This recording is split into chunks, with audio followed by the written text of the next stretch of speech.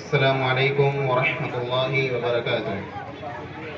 इन्नल हम्दुलिल्लाहि रब्बिल आलमीन वस्सलातु वस्सलामु अला रसूलिहिल करीम नबिय्यिना मुहम्मदिन व अला आलिहि व सहबिहि अजमईन व मन तबिअहुम बि इहसानिन इला यौमिद्दीन, अम्मा बाद। अऊज़ु बिल्लाहि मिनश शैतानिर रजीम। बिस्मिल्लाहिर रहमानिर रहीम। वला तकूनू कल्लज़ीन नसुल्लाह फ़अंसाहुम अनफुसहुम उलाइका हुमुल फ़ासिक़ून। स्टेज मथे मौजूद मुअज़्ज़ज़ उलमाए किराम, पिंडाल जे अंदर हिन दीनी मजलिस में हाज़िर तमाम जमाती भाइरो,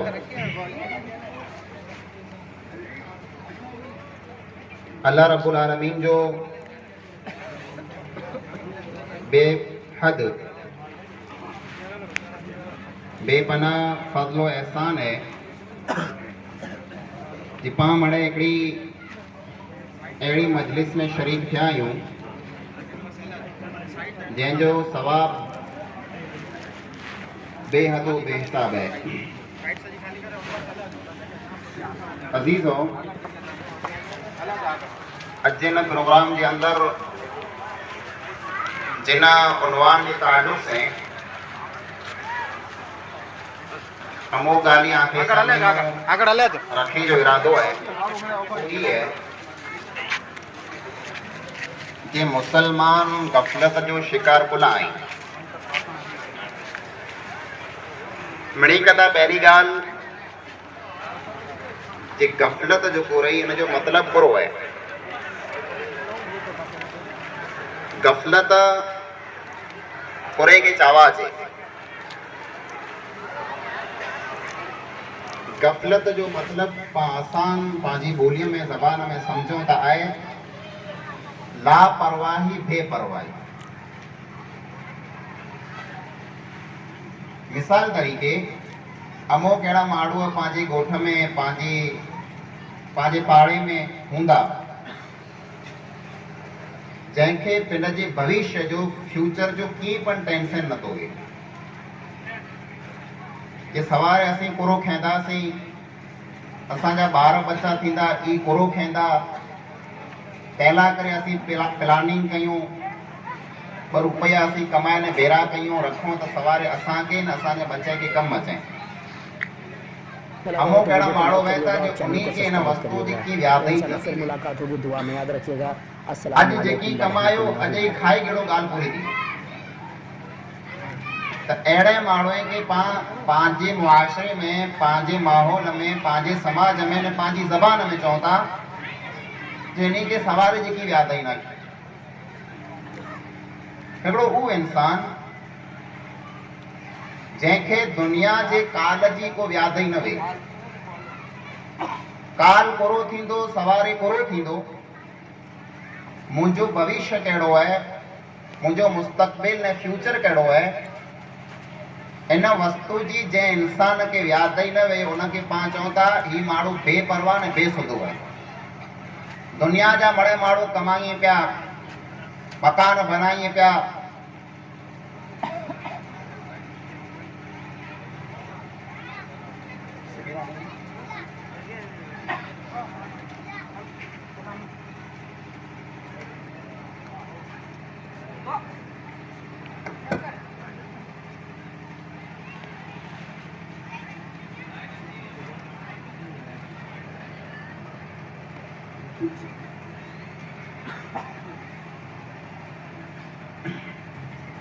हिकिड़ो अहिड़ो इंसान जंहिंखे दुनिया जे काल जी याद ही न वे उन इंसान के पंहिंजे माहौल में पाण बेसुधो अने बेअक़ल चवंदा। ये हकीकत है जे इंसान के जितरी जिंदगी इन दुनिया में गुजारणी है तैला करे इंसान के प्लानिंग कई खपे, तैयारी कई खपे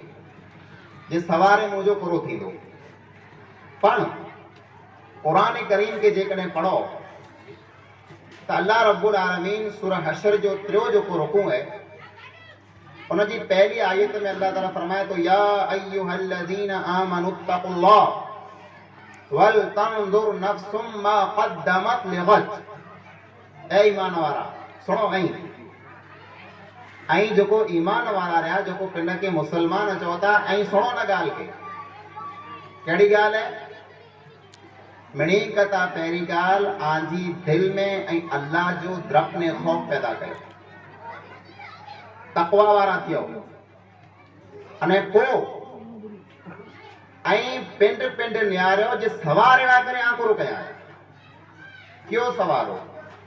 अॼु गुरु वारा सवारे शुक्रवार लाइ करे हिकिड़ो कया आहियां डुगड़ा प्रेस कया कि ना कया सवार लाइ करे को तयारी कया कि न कया न हू सवारो जेको आंजे मौत खां पुठियां अचे उला दुनिया जितरी है दुनिया जी जिंदगी जितरी है ये 50 वर 60 वर 80 वर 100 वर हुई ये खाली हिकिड़ो ॾींहुं है इंसान जरा अख पूरे तो मौत इंसान मथे अचे तो तंहिंखां पुठियां जी जिंदगी बरज़ख जी जिंदगी कब्र जी जिंदगी अने कब्र पुठियां जी जेको जिंदगी है जेको हमेशा जी जिंदगी है वो काल ने सवार जी जिंदगी उन जिंदगी लाइ करे आंकुरो कया कॾहिं का चेक कया आहियां जे आख़िरत लाइ करे मूं मुंहिंजे खाते में केतिरो बैलेंस रखियो है बैंक में पां चेक करायूं था न जे पैसा खाते में केतिरा बाक़ी केतिरा वापराया केतिरा आया केतिरा विया बड़ा हिसाब रखूं था ये हिसाब कयो जे सवारी मौत जो मुंह मथे टाइम अची वञे त अगलो जेको बैलेंस मूंखे कमु अचींदो नेकी जो उहो बैलेंस मूं वटि पियल आहे कि न मुंहिंजी नेकी जे खाते में केतिरियूं नेकियूं पियल आहिनि मुझो बैलेंस 0 है केतरो बैलेंस आए जे आऊं कयामत जोड़ी कामयाब थी वञा यार वल तंजुर नफ्सुम मा क़द्दमत लेवल आमा हिकड़ो इंसान पिंड पिंड के न्यारे जे सवार ला करे उन इंसान पूरो कई देखो अल्लाह ताला अगली आयत में फरमाए तो वला तकूनु कल्लदीन नसुल्लाह फअंसाहुम अनफुसहुम आई उनी जड़ा न थी जा कें जड़ा उन्हीं माण्हू जड़ा जेको ऊ अल्लाह के भुली विया जीअं पां अल्लाह के भुली विया आहियूं अल्लाह फरमाए तो अहिड़ा ई न थी जा कहिड़ा उन्हीं माण्हू जड़ा जेको अल्लाह के भुली विया हिकिड़ो इंसान जरा अल्लाह के भुले तो अल्लाह खां गाफ़िल बेपरवाह लापरवाह थी तो तंहिंजो नतीजो करो न करे तो तंहिंजो नतीजो ई निकिरे थो जे अल्लाह फरमाए फअंसाहुम अनफुसहुम असीं उन इंसान खे उन पिंड खां गाफ़िल करे छॾियूं था इन इंसान खे इन वस्तु जी की परवाह न थी वई जे मूला करे कई वस्तु नफ़े वारी कई नुक़सान वारी दुनिया जो वस्तु मड़ा न्यारींदा जे कई वस्तु नफ़े वारी कई नुक़सान वारी पर आख़िरत में कई वस्तु नफ़े वारी कई नुक़सान वारी इन्हीं वस्तुएं जी इन्हीं माण्हू खे परवाह क्या हूंदी खुला की न हूंदी एतिरे लाइ करे की न हूंदी कि असांखे भुली विया आहियूं असां इन खे अहिड़ा हाणे बढ़ाए छॾिया आहियूं नुवल्लीहि मा तवल्ला ही जिॾा वेंदा असीं उन्हनि जी मुआड़ इलाज करे छॾींदासीं मस्जिद के साम्हूं मुआड़ तव्हांजी मुआड़ मस्जिद के साम्हूं थींदी न सफ़ा दुनिया के साम्हूं मुआड़ तव्हांजी मुआड़ सफ़ा दुनिया के साम्हूं थी वेंदी ऐं जहिड़ो सलूक चाहींदा अल्लाह ताला अहिड़ो असां सलूक कंदो निहारियो अरे निखार पां वटि लाइट बंदि थई त पां कोल कुझु कोरो थियो ऊंधा तो थी वियो मामूली देर जो अंधेरो लिखार वाला करे ऊंधा उन अंधेरो जेको थिए थो पां फौरन सवाल कयूं था जे ऊंधा कोला थी वियो पां वटि लिखार लाइट न वई पां केतिरियूं फोनी कयूं लाइट कोन है ऊंधा को है ठीक है हिते पां बिल भरियूं था पां मीटर है पां लाइट वारे खे फोन करे चई सघूं था जे असांखे लाइट हलाए ॾे ऊंधा हुआ पर निहारिया आहियां कॾहिं जे कब्र जे अंदर दाख़िल थींदासीं वो पैक थी वेंदी बंद थी वेंदी मण मिट्टीअ जा मथा वरी वेंदा अंदर ऊंधा हूंदो उतां कंहिं लाइट वारे खे फोन कीन करे सघंदा जे हिते भई ऊंधा हुआ मूं लाइट हलायो उते लाइट है इन अमले जी उते रोशनी है इन अमले जी जंहिं अमले मां पां हथ कढाए वेठा आहियूं इन वस्तु जी पाण खे व्याधि न आहे जे सवारे क़बर में असांजो हशर पूरो थींदो। अल्लाह फरमाए थो ऐं असांखे भुली विया असांखे अहिड़ा बनाए छॾींदासीं। जेको असांखे भुलंदो अल्लाह फरमाए थो असीं उन्ही खे अहिड़ा बनाए छॾींदासीं जे क़बर जो ख़ौफ़ इन जे दिलि में जा निकिरी वेंदो। इहे बेपरवाह थी वेंदा। दुनिया जा अंधेरा दुनिया जो ऊंधा उन्ही खे नड़ंदो। दुनिया में सोजरो करे ला करे इहे व्याधियूं कंदा, पर आख़िरत में इन्ही जो हशर पूरो थींदो, क़बर में इन्ही से सुलूक पूरो थींदो। इन वस्तु जी इन्ही माण्हू खे व्याधि ई थी न वेंदी। अल्लाह फरमाए इन अहसनतुम अहसनतुम लिअंफुसिकुम व इन असअतुम फलहा। ऐं इंसानो ये ॻाल्हि यादि रखी लायो ऐं जेको पण नीति कयो था, जेको पण ख़ैर खाईअ जो भलाई जो कमु कयो था, जेको पण अल्लाह खे सजदो कयो था, कंहिं मथे एहसान नथा कयो, ईअं ई पिंड लाइ करे कयो था। ई वस्तु सवारे आंखे कमु अचे वारियूं आहिनि। अने जेकॾहिं को बुराई कयो था, जेकॾहिं को गुनाह जो कमु कयो था त कंहिंखे न सवारी ई गुनाह पिंड खे लड़ंदा। इन्ही जो अज़ाब आंखे भोगणो आहे, इन्ही जी सज़ा आंखे सोणी आहे, इन जी तकलीफ़ आंखे बर्दाश्त करणी आहे। एतिरे जेकॾहिं गाफ़िल आहियो, अल्लाह जे दीन खां दूर आहियो, मस्जिद खां लमा आहियो त कंहिंजो नुक़सान नथा कयो, कंहिं मौलवी न्याजी जो न, कंहिं जमात जो न, नुक़सान पिंड जो कयो था। अने इन नुक़सान जी ख़बर तेर पवंदी जहिड़ा इहे अख पूरजी वेंदी, दुनिया खां दूर थी वेंदा। तेर चवंदा काश मूं जेकॾहिं को अमल करे लाथो त अॼु मूंखे कमु आयो। ये पंहिंजी जो गफ़लत में ज़िंदगी गुज़रे पई, ये गफ़लत इन जा असबाब करो आहिनि। पाण एॾा गाफ़िल कुला आहियूं। ॿ टे सबब आंखे सां मां बयानु करणु चाहियां। पहलो सबब है जिहाद। जाहिल माण्हू पूरे की जवाब बोली साहब असी पढ़ल लिखल नहीं असी जाहिल आहियूं न, ई जाहिल न, बल्कि जाहिल हू इंसान जेको अल्लाह के सुञणंदो न हुए, दुनिया जे मामले में होशियार है। इन जी राइटिंग जहिड़ी कंहिंजी राइटिंग न आहे। ई इंग्लिश वाचे लाइ, गुजराती वाचे लाइ, उर्दू अरबी मणे पढ़ी लाइ,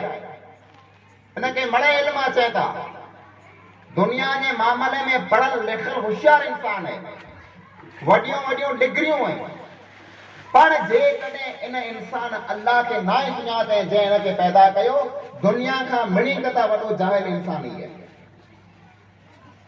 ज़माना जाहिलियत सुहावना ये अखरां कई फ्रासोना ज़माना जाहिलियत में थींदो हो। उन सॼे ज़माने के ज़माना जाहिलियत चए में आयो, जाहिलियत जो ज़मानो खुला चई में आयो भई। उन ज़माने में माण्हू पढ़ल लिखल न हुआ, उन ज़माने में माण्हू पढ़ल लिखल हुआ, माण्हू होशियार हुआ। उन ज़माने के ज़माना जाहिलियत इते लाइ चए में आयो जो उन ज़माने जा माण्हू अल्लाह खे सुञाणंदा बि न हुआ। उन्हीं खे ख़बर अची न वई जो अल्लाह जा असां मथे हक़ घुरो आहिनि। उहो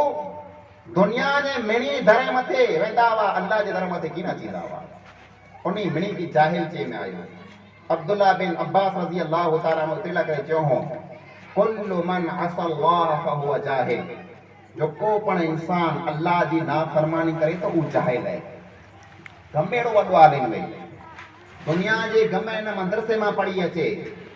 गमे न कॉलेज में वॾी डिग्री गिनी अचे, दुनिया जो वॾो वकील ने जज ने डॉक्टर वे, पर जेकॾहिं ई इंसान अल्लाह खे नथो सुञे, अल्लाह जा हक़ नथो समझे, अल्लाह के सजदो नथो करे, दुनिया जो मिणी खां वॾो जाहिल इंसान ई आहे। अल्लाह फरमाए इन्ना अरदना अल-अमानत अला समावाति वल अर्दि वल जिबाल फअबैन अन यहमिलनहा वअशफक़न मिनहा वहमलहा अल-इंसान इन्नहु कान ज़लूमन जहूला। अल्लाह फरमाए ये दीन जी अमानत, अल्लाह जे हुक्मे मथे हलणो, कॾहिं अल्लाह जी नाफरमानी न करणी, दीन जो हिकु हिकिड़ो कम जेको आहे मुकम्मल करणो, इहा अमानत दीन जी अमानत। अल्लाह फरमाए तो असां आसमाने के ॾिनी, ज़मीने के ॾिनी, डूंगरे ने पहाड़े के पण ॾिनी। जे खड़ो ई बार आटा खजे त उन्हीं मिणी इनकार कयो ओ धिजी विया अल्लाह असां वटा ई बार की न खजंदा आसमान धिजी वियो ज़मीन धिजी वई डूंगर धिजी विया जे ई बार असां वटा न खजे अल्लाह फरमाए तो इंसान खणी लाथा इंसान खणी लाथा उल्ला खणी लाथा एतिरे लाइ करे कि इंसान पिंड मथे ज़ुल्म करे वारो जहूला जाहिल हो इनखे ख़बर न वई सवार आऊं इनी वस्तु मथे अमल करे सघंदुसि कि न करे सघंदुसि जहालत में खणी लाथा मुंहिंजा अज़ीज़ो जाहिल उहो इंसान है जेको पढ़ी लिखी करे होशियार थी करे दुनिया जा मामला समझी करे अल्लाह ताला के न समझे दुनिया जो मणी खां वॾो जाहिल हू जाहिल न आहे जेके पढ़ंदे लिखंदे न अचींदो वे जेकॾहिं हिकिड़ो इंसान पढ़ंदे लिखंदे वाचींदे उनखे नथो अचे पण दीन जी जेतिरी ॻाल्हि सिखियो आहे सम्झियो आहे उन मथे जेकॾहिं उहो इंसान अमल करे तो उहो जाहिल न आहे ॿियो सबबु जे पां अल्लाह खां गाफ़िल आहियूं उहो आहे पंहिंजा गुनाह गुनाह जेको राति न ॾींहुं पां कयूं था न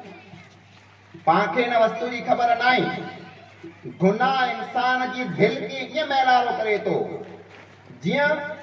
हिकिड़ो नंढो बच्चो जेको शहरीअ में गलीअ में रस्ते में रांदि रमंदो हिन जा कपिड़ा कीअं मैला थी वेंदा पां लिखार में हिन कपिड़ा पहिरायूं लिखार वार में वरी मैलारा करे अचे इन नंढे बच्चे जूं जोड़ियूं पांखे ॾींहं में 4 भेरा बदिलणियूं पए मोड़ मोड़ मैला करे अचे मां खे धोणा पे साफ़ करणा पे इंसान जरा गुनाह करे तो उहा दिल जंहिं दिल मथे कुरान असर करे उहा दिल जंहिं दिल मथे अल्लाह जो जिक्र असर करे उहा दिल जंहिं दिल मथे तकरीर असर करे उहा दिल मैलारी थी वञे थी कटजी वञे रसूल अकरम सल्लल्लाहु अलैहि वसल्लम फरमाया इदा अज़नबल अब्दु नुकित फी क़ल्बिही नुक्ततुन सौदा हिकिड़ो इंसान जहिड़ा गुनाह करे तो उन इंसान जी दिल मथे कारो दाग लगी वञे थो हिकिड़ो गुनाह कयो दिल मथे कारो दाग लगी ॿियो गुनाह कयो ॿियो दाग लगी लगातार गुनाह कंदो आयो दिल मथे दाग लॻिया दिल मथे एतिरा दाग लगी विया जे इंसान जी सॼी दिल किटजी ने कारी थी वई को इन इंसान मथे को तकरीर को नसीहत कुरान जी को तिलावत को जिक्र असर के न कंदो अल्लाह फरमाए कल्ला बल रान अला कुलूबिहिम मा कानू यक्सिबून ई माण्हू की न समझंदा एतिरे लाइ करे की न समझंदा जे जेको इनी गुनाह कयो आहियो इनी गुनाह जे कारण इनी दिली मथे पर्दा पई विया दिली किटजी वयूं आहिनि इहा दिल हिनखे साफ़ कयो काय माटे डोगड़ा साफ़ करियो था से न दिल के साफ करे दिखारो अल्लाह ताला इन जिस्म के नतो न्यारे अल्लाह रब्बुल आलमीन लुगड़ा नतो न्यारे ई जो को खासा खासा कपड़ा ने लुगड़ा जो को पा पहिरियों त हिते पिया हूंदा दुनिया में वेंदासीं कफन में अल्लाह ताला की ये दिल दिखानी है इल्ला मन अतल्लाह बिक़ल्बिन सलीम अल्लाह फरमाए तो ऊडी एड़ो है इंसान के माल मिलकत औलाद बार बच्चा कम गिना थींदा इंसान के जो वस्तु कम अचींदी वो उनजी दिल है दिल जेकॾहिं साफ़ खणी आयो अल्लाह ताला वटि कामयाब थी वेंदो अने जेको इंसान दिल के किटे आयो गुनाह से अहिड़ो इंसान उते नाकाम थी वेंदो पंहिंजी दिल मथे गुनाह जा किट चढ़ी विया आहिनि न ई किट कीअं द्वाराबो को पलर पाणीअ से न बिस्लेरी पाणीअ से न ई दिल धोतेला करे किरी पो अल्लाह जे घर में अख में जा लुड़क करे अख मां जेको पानी वहे तो दिल के साफ करे छॾे थो रो अल्लाह के सामा गुनहगार आहियां खताकार आहियां हेतिरी जिंदगी तोजी नाफरमानीअ में गुज़ारी हेतिरी जिंदगी तोखे नाराज़ कयो अॼु मुंहिंजी अख खुलई है अॼु मूंखे वीचार आयो है अॼु मूंखे सुध आवई है तोखां सिवा मुंहिंजो केरु न आहे अल्लाह जा झुकी पो अख मां लुड़क कराए वेझो दिल जेको साफ थी वेंदो अल्लाह ऊ गफूर रहीम है हिकिड़ो इंसान जरा सच्ची तौबा करे तो अल्लाह ताला गुनाह खाली माफ नथो करे अल्लाह फरमाए तो असीं उनजी गुनाह की नीकी में बदला छॾींदा तो गुनाह कहे ना तोखे अफ़सोस थियो तू शर्मिंदा थे तोखे वीचार आयो जाने माफी मांगी आया सच्ची तौबा कहे तो जितना गुनाह कहे होंदे अल्लाह इनी घणी गुनाह की नीकी बनाए छॾींदा टियों सबब पंहिंजी गफ़लत जो टियों सबब वो है खराब दोस्ती दोस्ती इंसान मथे घणो असर करे थी रसूल अकरम सल्लल्लाहु अलैहि वसल्लम फरमायो अल मरउ अला दीन खलीलिही फलयंजुर मन यसालिह। हर को इंसान पिंड जे दोस्त जे दीन मथे तरीक़े मथे वे थो त ऐं न्यारो ऐं कंहिं सां दोस्ती कयो था। दोस्ती खासी है,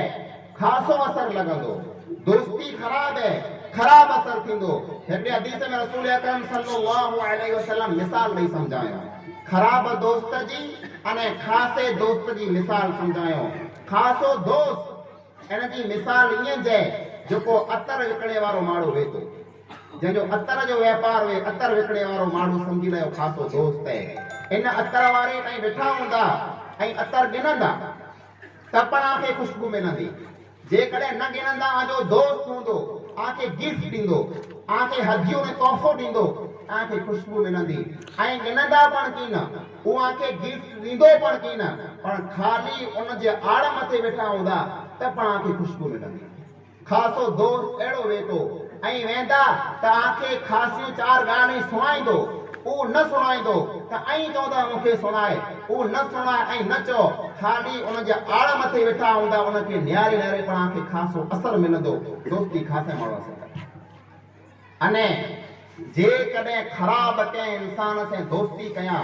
त इन जो असर, इन जी मिसाल ईअं जे जेको इंसान जेको भट्ठी फूके थो, जेको लोहार आहे, जेको लोह ठपे थो ऐं उन जे आड़ मथे वेंदा, उन में जाके धूं अचींदो। कॾहिं क पतंग उड़ंदा, आजा लुगड़ा आजा लिया भरी वेंदा। ईअं जेको दोस्त, जेको ख़राब दोस्त आहे, उन जे आड़ मथे वेंदा, को न को ख़राब आदत आखे ॾसींदो, ख़राब कम ॾसींदो। जेकॾहिं न ॾसींदो ऐं उनखे ॾिसंदा त ऐं उन जहिड़ा थी वेंदा। दोस्ती न्यारी कयो जे दोस्ती कंहिं से कयो पिया, सवारे क़यामत जो ॾींहुं आखे अफ़सोस न करणो पए जे अल्लाह जेकॾहिं मूं हिन जी दोस्ती क़बूल न कई त खासो बणी वियो। कई अहिड़ा पंहिंजा भाउ आहिनि, उहो नेक बनणु चाहिनि था, वो दाढ़ी रखण चाहिए था, वो नमाज पढ़ण चाहिए था, पर सजो सर्कल अहिड़ो आहे जंहिंमें कंहिंजी दाढ़ी न आहे, सजो सर्कल अहिड़ो आहे जंहिंमें को नमाज़ी न आहे। पर उन पिंड खे शर्म अचे थी जे सॼे सर्कल मां निकिरंदो त सवारी मूंखे चवंदा मियाँ साहब अचे पियो, मौलवी साहब अचे पियो, मुंहिंजो ख़राब लॻंदो। इन डप में, इन ख़ौफ़ में, इन शर्म में नमाज़ न दोस्तीअ दीन खां रोके छॾियो। अहिड़ी दोस्तीअ मां हथ कढी लायो। दोस्ती कयो अल्लाह जे दीन से, दोस्ती कयो अल्लाह जे घर से, दोस्ती कयो अल्लाह वारे से। दुनिया में पण फायदे में रहंदा न आखिरत में पण फायदे में। टी वस्तु, चौथी वस्तु जेको पंहिंजी गफ़लत जो सबब है, वो वस्तु है हलाल अने जायज़ वस्तु में पण हद खां वधारे गुज़री वई। अमोक कम पाना करे अल्लाह हलाल कई, पण हलाल कमे में पा एतिरो अॻो वधी वियो जंहिंजी को हद न वे। बेहदो बेहिसाब हिकिड़े कम में पा एतिरा लॻी वञो जे पाण खे ॿई कंहिं वस्तु जी परवाह न वे। इहा वस्तु पण इंसान खे गाफ़िल करे छॾियो। हिकिड़े हदीस में रसूल अकरम सल्लल्लाहु अलैहि वसल्लम फरमायो, मिन हुस्न इस्लामिल मर्इ तरकुहु मा ला यानी। बेहतरीन इंसान मुसलमान में जा जंहिंजो इस्लाम खासो है, वो इंसान है जेको उन्हीं वस्ते में हथ कढी लाए जेको बेफ़ाइदा वस्तु हुई। अॼु न्यारो नौजवान नंढा बच्चा वॾा पोड़ा पीसन मरे, अमोक माण्हू कढंदे मिणी वटि मोबाइल आहे, वॾियूं वॾियूं मोबाइल जंहिंमें पा राति ने ॾींहुं लॻा पिया आहियूं। अमोक माण्हू अहिड़ा हूंदा जंहिंखे हिन जा कंहिंखे फ़ाइदो हूंदो, न त अक्सर उहो माण्हू आहिनि जेको बेकार कमे में गेम में को लगो पियो है, को कॉमेडी न्यारे पियो, को खोटा वीडिया न्यारे पियो। दुनिया जो अहिड़ियूं वस्तु जंहिंमां पाण कीअं फ़ाइदो न वे। राति ने ॾींहुं पाण मोबाइल में मोह विझा वेठा आहियूं। मोबाइल खे इस्तेमालु करणु जाइज़ है, हराम न आहे, पण हिकिड़ी जाइज़ वस्तु में पाण एतिरा लॻी वियासीं जो उन वस्तु पाण खे पंहिंजे असल कम खां गाफ़िल करे छॾियो। हर की वस्तु जेको पंहिंजे इस्तेमाल जी है, पंहिंजे फ़ाइदे जी है, पाना करे जायज़ है, उन में पाण हद खां वधारे न वञो। अल्लाह जे नबी अकरम सल्लल्लाहु अलैहि वसल्लम स्पेशली फरमायो, वला तुक्सिर ज़हिक फइन कफ़रत ज़हिक तुमीतुल क़ल्ब। वधारे खिलो पण न, एतिरे ला करे वधारे खिलण जेको आहे इंसान जे दिल खे मारे छॾे थो। गाल गाल में को मौलवी मियां जी तकरीर करे ऐं तेरपण खिलो पिया, क़ुरान जी तिलावत थी ऐं तेरपण खिलो पिया, को मारणो थी वञे ऐं तेरपण खिलो पिया, कंहिं ॻाल्हि ते ऐं संजीदा गिनो नथा, कंहिं वस्तु खे ऐं सीरियस सम्झो नथा, वधारे खिलंदा, हर के वस्तु खे मश्करी सम्झंदा, इन जो असर ई थींदो जे आजी दिलि मरी वेंदी, पोइ आखे कंहिं वस्तु जी ख़बर की न हूंदी जे मूंखे कुरो पियो खपे अने कुरो न पियो खपे। गफ़लत जेको है ये हिकिड़ी बीमारी पण है अने हिकिड़ी सदा पण है। हिकिड़े इंसान खे सदा मिले थी न, कंहिंजो को औलाद मरी वञे, कंहिंजे माल में नुक़सान थी वञे, कंहिंजे खेत्र में नुक़सान थिए, कंहिं इंसान मथे अचानक ख़तरनाक बीमारी अची वञे, त पाण सम्झूं था हिन मथे त वॾी को अल्लाह जी सज़ा अची वई, अल्लाह जी पकड़ में अची वियो आहे। अल्लाह जी पकड़, अल्लाह जी सज़ा जेको मिड़ी न वॾी सज़ा आहे उहा इहा आहे जे इंसान पिन जी ज़िंदगी जे मक़सद खे भुली वञे, इंसान अल्लाह खां गाफ़िल थी वञे। वमा क़दरुल्लाह हक़ क़दरी, हिकिड़ो इंसान अल्लाह जो ओड़ो क़दर न करे जहिड़ो इंसान खे पियो खपे, त इंसान ईअं न सम्झे मड़े जेको नमाज़ पढ़े पिया बेख़ुदा आहीं ऐं त लहर कयां पियो फिरां पियो, पाण कंहिं ॻाल्हि जी यादि ई न आहे, दुनिया कमायां पियो, अहिड़ा टेंशन केरु गिने, ई ॾाढ़ियूं केरु रखे, नमाज़ूं केरु पढ़े, मस्जिद में केरु वञे, ई मड़े बेख़ुदा आहीं, बेख़ुदा न आहीं। अल्लाह जी सज़ा तो मथे नाज़िल थी पई, अल्लाह रब्बुल आलमीन तो मथे नाराज़ है जेको तूं अल्लाह जे घर खां दूर आहीं, तूं सम्झी रहा तो मथे अल्लाह रब्बुल आलमीन जी वॾी को सज़ा अची वई। ये बीमारी या गफ़लत आहे, इन जूं अमुक अलामतूं आहिनि। कीअं पाण सम्झंदासीं ही इंसान गाफ़िल है? पहली अलामत इहा आहे जेको इंसान जहिड़ा गाफ़िल थिए थो, गफ़लत में हलियो वञे थो, तहिड़ा उहो इंसान गुनाह खे मामूली सम्झे, वॾा वॾा गुनाह कंदो, ख़तरनाक गुनाह कंदो, पर उन इंसान खे उहो गुनाह वॾो थी लॻंदो ई न। अब्दुल्लाह बिन मसऊद रज़ियल्लाहु तआला अन्हु बयान कई था, इन्नल मुमिन यरा दुनूबहु कअन्नहु क़ाइदुन तहत जबल यखाफु अन यक़ा अलैहि। हिकिड़ो ईमान वारो माण्हू, मुसलमान जेको हक़ीक़त में मुसलमान है, उहो जहिड़ा को गुनाह करे थो, पहिरियों हुनखे एतिरो डपु थिए थो, एतिरो ख़ौफ़ थिए थो जे उहो कंहिं डूंगर हेठि वेठो आहे न डूंगर मथां किरी पए, कंहिं डूंगर हेठि वेठल माण्हू हुए अने हुनखे ख़बर हुई डूंगर मथां किरे वारो आहे, कॾहिं हुन हेठि न वेंदो, डूंगर ठहियो पाण ख़बर मंडप मथां किरे वारो हाणे भॼी वेंदा हुते बोलो। हिकिड़ो डूंगर मथां किरे वारो आहे, हिकिड़े इंसान खे, ईमान वारे माण्हू खे हिकिड़ो गुनाह डूंगर थी लॻे थो, अने मुनाफ़िक़ माण्हू पिन जे गुनाह खे थोरो सम्झे थो का अन्नहु दुबाबुन मर अला अनफी फक़ाल हाकदा, उहो ईअं सम्झे थो कि उॾंदड़ को मखा वई नक मथे वेठी अने हीअं करे उॾाए छॾियईं। पंहिंजी हालत इहा आहे, वॾा वॾा गुनाह, अज़ीम कबीरा गुनाह पाण कयूं था, राति में ॾींहुं सुबुह सांझी कयूं था, अने पाण उन गुनाह खे हिकिड़ी मख़ सम्झूं था, कीअं नथा सम्झूं। ही गुनाह जेको आहे, जेको इंसान गुनाह खे मामूली सम्झंदो हुए, सम्झी लायो उहो इंसान गफ़लत में पियो। ॿई अलामत इहा आहे कि नेकी जे कमे में इंसान सुस्ती करे, हज़ारों बहाना हूंदा, नमाज बा पढ़, इंशाअल्लाह मौलवी साहब इंशाअल्लाह शुक्रवार तव्हांखे चालू करणी आहे, अहिड़ा शुक्रवार कई आया न वेंदा रहिया, रमज़ान पुछिया नमाज नहीं छॾिया, रमज़ान वियो नमाज वई, कई रमज़ान आया गुज़री विया, नमाज पढ़े हाल मुंहिंजा लुगड़ा पली तई आहियो। नेकी करेला करे, नेकीअ खां बचेला करे इंसान हज़ारों बहाना बनाईंदो, हज़ारों उज़र तलाश कंदो। सम्झी लायो जंहिं इंसान नेकीअ में सुस्ती ने लापरवाही कई, उहो इंसान जेको गफ़लत में पियो। इहा गफ़लत जेकॾहिं पाण खे लॻी वञे त इनखे दूर कीअं करणो, कंहिंजो रस्तो करो आहे, इलाज करो आहे। मिड़ी कथा वॾो इलाज ई आहे जे इंसान सम्झी लाए दुनिया हमेशा जी ज़िंदगी न आहे, कई हिते आया दुनिया में हलिया विया, कुल्लु मन अला तुराब तुराबुन, जेको मिटीअ मथे आहे मिटी थिए वारो। अॼु जंहिं ज़मीन मथे आहियूं सवारे ज़मीन हेठि हूंदासीं, ये ज़मीन पाण खे खाई वेंदी, ख़तमु करे छॾी। कोई इंसान हमेशा रहण न आहे आयो, ज़िंदगी आहे 50-60-100 वरनि जी ख़तमु थी वेंदी, पोइ दुनिया छॾे हलिया वेंदासीं। इंसान सम्झी लाइ मुंहिंजो सफ़र आहे, अॼु आहे सवारे ख़तमु थी वेंदो, ई इंसान कॾहिं गाफ़िल थी न बने। ॿियो इलाज उहो ई आहे इंसान कब्रिस्तान में आटो करे वञे ज़ियारत करे कब्रिस्तान खे निहारे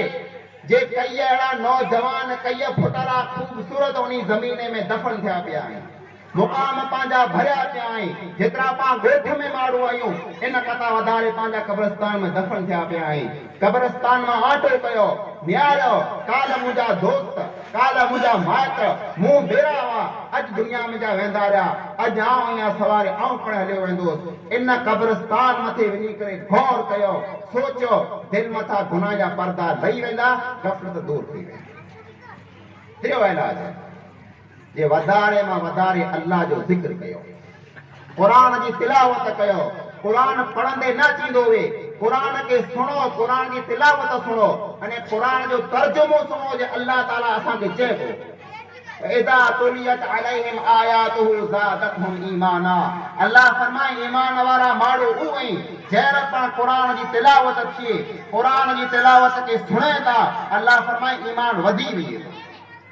ईमान पंहिंजो ख़तम थी वियो आहे ईमान पंहिंजो घटी वियो आहे इन ईमान खे वधाइण लाइ करे पाण खे क़ुरान जी तिलावत कई खपे क़ुरान खे सो खपे मोबाइल में गाना विझा वेठा आहियो मोबाइल में फिल्मूं पयूं आहिनि कढो डिलीट कयो ख़तम कयो गेम खे कढी विझो गाने खे कढी विझो कलाम काफ़ी खे कढी विझो क़ुरान जी तिलावत लॻायो सुबुह सांझी क़ुरान सुनो क़ुरान जो तर्जुमो सुनो तव्हांखे ख़बर पवंदी जे अल्लाह ताला असांखे कुरो चए थो क़ुरान सुणंदा त गफ़लत आमद दूर थी मुंहिंजा भाउर अहिड़ो न बनो जे पाण सवारे अल्लाह ताला वटि हाज़िर थियूं ऐं पंहिंजे पलड़े में पंहिंजी झोलीअ में पंहिंजे हिसाब किताब में लीकी न वे ख़ाली गुनाह खणी वञो अल्हाकुमुत तकासुर दुनिया खे गफ़लत में विझी छॾे ऐं गफ़लत में पिया आहियो इक़्तरब लिन्नास हिसाबुहुम वहुम फी गफ़लतिन मुरिदून जे माण्हू जो हिसाब किताब ओॾो अची वियो आहे पण माण्हू अञा पण गफ़लत में पिया आहिनि हिसाब किताब ओॾो आहे मरी वेंदासीं ख़बर की न पवंदी क़ब्रिस्तान मथे पुॼी वेंदासीं हिसाब ॾियणो पवंदो तंहिंखां मांदे तयारु थी रहियो अल्लाह जे घर खे आबाद कयो ख़ाली दुनिया पुठियां न कीअं त दीन पुठियां महिनत कयो अल्लाह रब्बुल आलमीन खां दुआ आहे जेकी पाण सोए अल्लाह ताला पाण मिली के अमल अच्छा लगा हो तो वीडियो को लाइक करिएगा और चैनल को सब्सक्राइब करिएगा तो इंशाल्लाह फिर मुलाकात होगी दुआ में याद रखिएगा अस्सलामु अलैकुम व रहमतुल्लाहि